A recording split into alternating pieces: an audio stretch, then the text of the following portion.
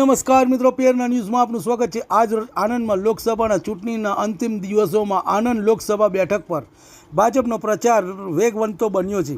ચૂંટણીના પ્રચારમાં પડઘમ શાંત થાય તે પહેલાં શનિવારના રોજ આણંદ લોકસભાના બેઠકના ઉમેદવાર મિતેશભાઈ પટેલ મિલ્ક સિટીમાં ભવ્ય રોડ શોનું યોજી વિરાટ શક્તિનું પ્રદર્શન કર્યું હતું અને મતદારો પાસે મત માગ્યા હતા। ભાજપના ઉમેદવાર મિતેશભાઈ પટેલના સમર્થનમાં શ્વેતનગરી આણંદના શનિવારના રોજ સવારના સમયે વિશાળ રેલી યોજી અને આ રેલીમાં મોટી સંખ્યામાં ગાડીઓ, બાઇકો, રિક્ષાઓ, ટ્રેક્ટરો સહિતના નાના મોટા વાહનો સાથે હજારો લોકોએ ભાગ લીધો હતો।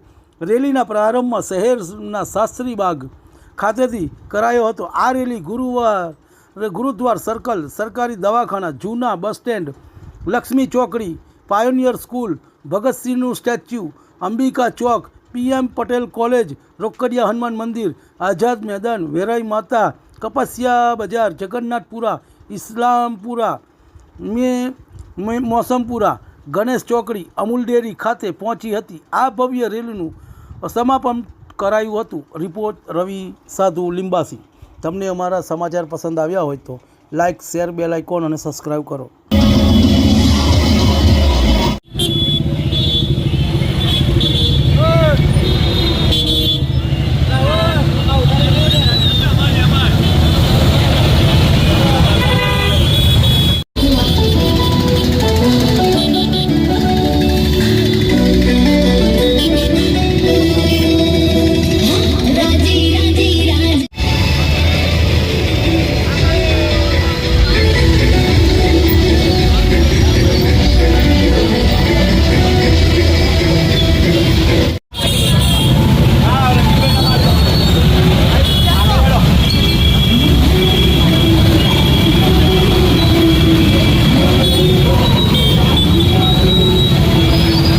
આજ રોજ આણંદ શહેર ખાતે ભવ્ય બાઇક રેલીનું આયોજન કરવામાં આવ્યું।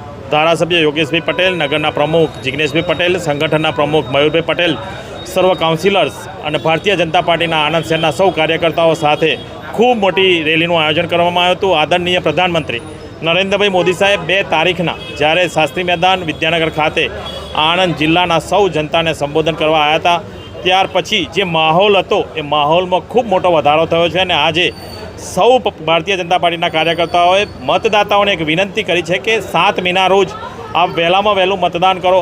મતદાન ભારત માટે, રાષ્ટ્ર માટે મતદાન કરવાની જરૂર છે। સૌને એક અપીલ કરી છે અને મતદાતાઓએ નક્કી કર્યું છે કે 7મી મેના રોજ વધુમાં વધુ મતદાન કરશે।